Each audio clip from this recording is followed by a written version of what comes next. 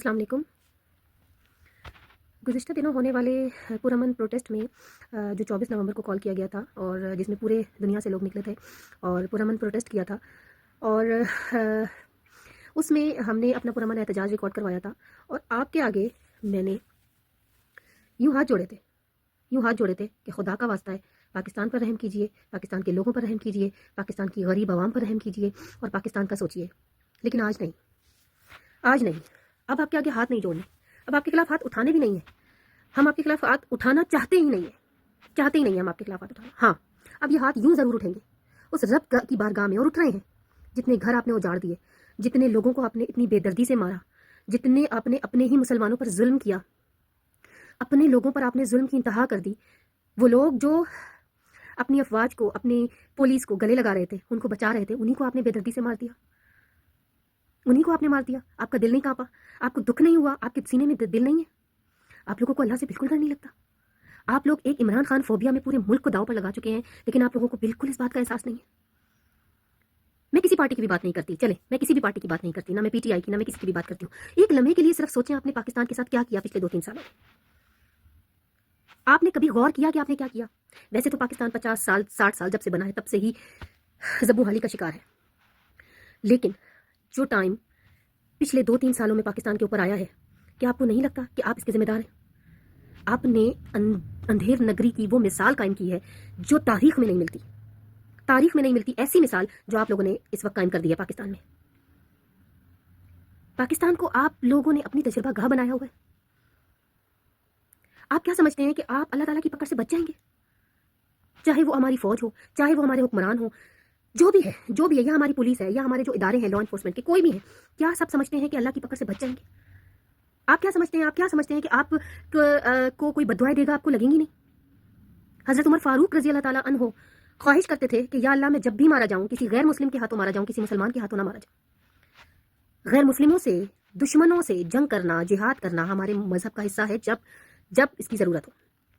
लेकिन आपने तो अपने मुल्क को, अपने शहरों को मैदान जंग बना दिया। अपने लोगों को मारते हुए आप लोगों का दिल नहीं कांपता? आप लोग इसको ये कहते हैं कि ये पुरअमन एहतजाज नहीं। ये पुरअमन एहतजाज नहीं था तो क्या था? आपने बंदे मार दिए। आपने मीडिया बंद कर दिया, आपने नेटवर्क बंद कर दिया, आपने ट्रेन बंद कर दी, आपने बसेस बंद कर दी, आपने रास्ते बंद कर दिए, आपने पूरा पाकिस्तान बंद कर दिया इमरान खान फोबिया में। आप लोगों को इमरान खान फोबिया हो चुका है। आप लोग सब नफसियाती मरीज बन चुके हैं। एक, आप अपने ओहदे, अपने पैसे, अपनी लग्जरीज के गुलाम हो चुके हैं। दूसरा, आप इमरान खान की फोबिया में मुब्तला हो चुके हैं। इस फोबिया से बाहर निकलिए और सिर्फ पाकिस्तान का सोचिए, सिर्फ पाकिस्तान का सोचिए। मैं सिर्फ पाकिस्तान की बात कर रही हूँ। इसमें कोई भी लीडर होगा, अगर वो पाकिस्तान के लिए थोड़ी सी भी गैरत दिखाएगा तो हम उसके साथ होंगे। इस वक्त इमरान खान वो काम कर रहा है। हमें इमरान खान ने नहीं कहा आपसे नफरत करने को। आपकी हरकतें आपसे नफरत करवा रही हैं, आपके काम आपसे नफरत करवा रहे हैं। आप इस होने वाली नफरत को नहीं रोक सकते। आप अगर हम कुछ भी ना करें, क्योंकि हम निहत्ते हैं, हम आपके खिलाफ कुछ भी ना करें तो हम बद्दुआ तो कर सकते हैं। अल्लाह तो है ना। आपकी नस्लें उजड़ जाएंगी, आपकी नस्लें तबाह बर्बाद हो जाएंगी। इन बद्दुआओं को मत समेटिए इन बद्दुआओं को। 50, 60, 70 साल की जिंदगी के लिए हमेशा की जिंदगियां खराब मत कीजिए। पाकिस्तान की तबाहहाली, तबाहशुदा मईशत और बेड़ा गर्क जो आप लोगों ने पाकिस्तान का कर दिया है, उसको देखिए, उसके ऊपर नजरसानी कीजिए। लोग इमरान खान से ज्यादा पाकिस्तान की मोहब्बत के लिए निकले हैं। जिनके घर में खाने को नहीं है, जिनके घर में पहनने को नहीं है, जिनके घरों में फाका है, वो अपनी जान हथेली पर नहीं रखेंगे तो और क्या करेंगे? और अब मैं मुखातिब हूँ पाकिस्तान के लॉ एनफोर्समेंट के इदारों से, चाहे वो पुलिस है, चाहे वो रेंजर्स है, चाहे वो फौज है, या जो भी है। आप लोग समझते हैं कि आपकी तनख्वाहें आपको मिलती रहेंगी तो आप लोग सेफ हैं। आप लोगों को कभी कुछ नहीं होगा। आप लोगों को तो जो ड्यूटी है आपकी, आपको अपनी ड्यूटी करनी है। आपको जो हुक्म दिया, आपको गोली चलाने का हुक्म दिया जाएगा, आप गोली चलाएंगे। आपको मारने का हुक्म दिया जाएगा, आप मारेंगे। यानी जो आपको ऑर्डर दिए जाएंगे आप उसकी तामील करेंगे। आप क्यों बोल रहे हैं कि एक ड्यूटी आप अल्लाह की तरफ से भी लेकर आए हैं अपने जिम्मे? ये नौकरी हमारा रिस्क जरूर है, लेकिन राजिक नहीं है। आपको पता है कि आप अगर अपने घरों में सुकून से पेट भर के खाना खा के सो गए, अपने बच्चों को भी सुला दिया आपने पेट भर के, तो जिसके घर में भूख है ना, कल को वो आपकी गिरबानों तक आ जाएगा। या तो आप करप्शन की उस दलदल में फंस चुके हैं, या फंस जाएंगे जिससे कभी निकल नहीं पाएंगे, या फिर आप खुद तबाहहाली का बहुत बुरा नमूना बन जाएंगे। हम आपको ये नहीं कहते कि आप अपनी नौकरियां छोड़ दें, आप अपनी ड्यूटीज ना करें, लेकिन खुदारा उस ड्यूटी का भी ख्याल रखें जो अल्लाह ने आपकी जिम्मे लगाई है। आपको अपने मुसलमान भाई के ऊपर हथियार उठाते वक्त 100 नहीं करोड़ बार सोचना चाहिए।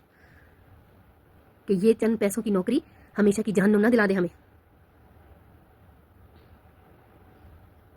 تھوڑا نہیں پورا سوچئے سب لوگ. میں اس کلاس کی تو بات ہی نہیں کر رہی جو آرڈرز دینے والے ہیں، چاہے وہ حکمران ہو، چاہے وہ افسران ہوں، کوئی بھی ہو. میں اس کلاس کی تو بات ہی نہیں کر رہی. وہ تو ہر باؤنڈری سے آزاد ہے. انہوں نے تو اپنے آپ کو خدا تعالیٰ کی باؤنڈری سے بھی آزاد کر لیا. ان کے پاس اپنے لیے بہت ساری جسٹیفیکیشنز ہیں اور ان کا معاملہ ہم اللہ پر چھوڑتے ہیں. لیکن میں آپ سے مخاطب ہوں، آپ جو نارمل رینک کے افسران ہیں، جو ڈیوٹیز پر جاتے ہیں، جو ڈیوٹیز کرتے ہیں، جو فیلڈ میں اترتے ہیں، جس بھی فیلڈ کی بات کریں آپ، اس فیلڈ میں اترتے ہیں، میں ان کی بات کر رہی ہوں. ان کو کہہ رہی ہوں کہ اللہ کو یاد کریں، اللہ کے ہاں جانا ہے، اللہ کو جواب دینا ہے. اللہ نے جو ڈیوٹی آپ کے اوپر لگائی ہے اس کا بھی آپ کو حساب دینا ہے. اس ڈیوٹی کے بدلے میں آپ مسلمانوں کو مار کر اللہ کی بارگاہ میں اپنے آپ کو ہمیشہ کی جہنم کا مستحق نہ بنائیں. جو ظلم اور بربریت آپ نے اسلام آباد میں مچائی ہے اس کی مثال نہیں ملتی. میری روح کانپ گئی وہ دیکھ کر کہ جب ایک نماز پڑھتے ہوئے انسان کو کتنی بے دردی سے کنٹینر سے دھکا دیا گیا اور وہ نیچے گرا. اللہ جانے وہ بچا یا مر گیا، کیا ہوا ہمیں نہیں پتا. لیکن میری روح کانپ گئی. اس فوجی یا اس رینجرز کے اس جوان کے ہاتھ نہیں کانپے. وہ کون تھا؟ وہ ابلیس تھا؟ وہ شیطان تھا؟ وہ کون تھا؟ مجھے نہیں پتا. لیکن وہ انسان نہیں تھا، اور اللہ جانے مسلمان بھی تھا یا نہیں تھا. خاص طور پر میں اس سے مخاطب ہوں جس نے اس نماز پڑھتے ہوئے شخص کو دھکا دیا. روز محشر ملیں گے، روز محشر وہ ملے گا وہ شخص آپ سے. کر لو ابھی جو کرنا ہے کر لو، جو کرنا ہے آپ کر لو، تیار رہنا. نبی کریم صلی اللہ علیہ وسلم کے پاس ایک مقدمہ لایا گیا. ایک عورت تھی جس نے ایک بلی کو قید کر دیا اور اس کو نہ کھانا ڈالا نہ اس کو باہر جانے دیا. وہ بلی وہیں پہ چیختی چیختی مر گئی. اس عورت سے پوچھا گیا کہ تم نے ایسا کیوں کیا؟ تو اس نے کہا کہ یہ روز آتی تھی اور میرا کچن میں رکھا ہوا دودھ جو تھا وہ پی جاتی تھی. میں نے غصے میں اس کو بند کر دیا، پھر یہ مر گئی. نبی کریم صلی اللہ علیہ وسلم کے پاس جب یہ مقدمہ آیا تو انہوں نے فرمایا قیامت کے دن یہ عورت ہوگی اور یہ بلی اس کو نوچ نوچ کے کھائے گی، اور اس بلی کو اس عورت کے اوپر مسلط کر دیا جائے گا اور یہ بلی اس عورت کو مسلسل عذاب دے گی. آپ چاہیں تو اس حدیث کو خود سرچ کریں اور خود ڈھونڈ کے آپ پڑھ لیں. ایک بلی کے بھی اتنے، ایک جانور کے بھی اتنے رائٹس ہیں ہمارے مذہب نے دیے. آپ نے انسان کے ساتھ کیا کیا؟ وہ میرے رینجرز اور فوج کے وہ جوان، تو نے ایک نماز پڑھتے ہوئے انسان کو موت کے گھاٹ اتار دیا، یا تو نے اس کے ساتھ اتنا برا ظلم کیا؟ کیا پتا وہ کس حال میں ہے، ہمیں نہیں پتا.